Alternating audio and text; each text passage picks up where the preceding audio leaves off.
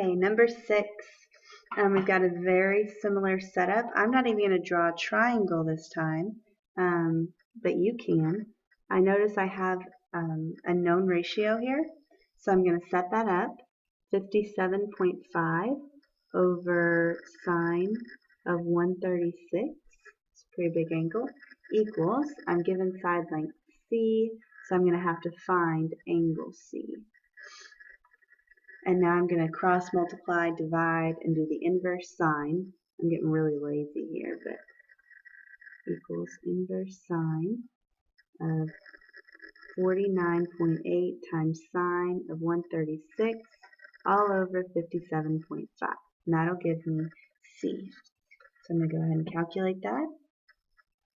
Inverse sine of 49.8 sine of 136 divided by 57.5.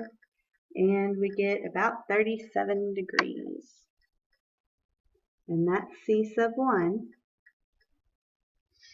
So I know that my third angle B sub 1 is going to be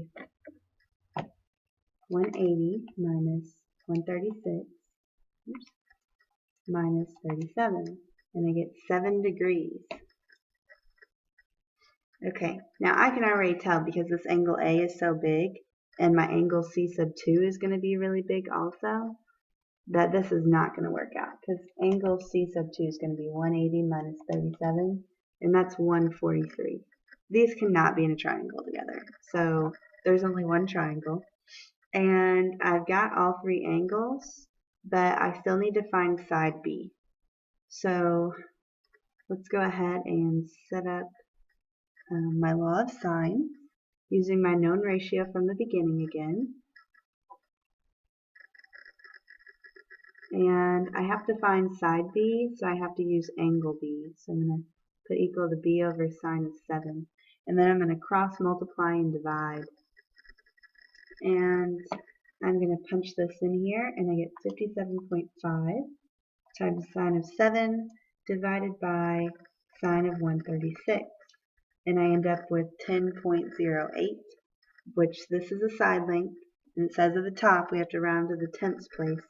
So I'm going to round to 10.1, and there's no units, so I'll just put units. And so these are my three answers.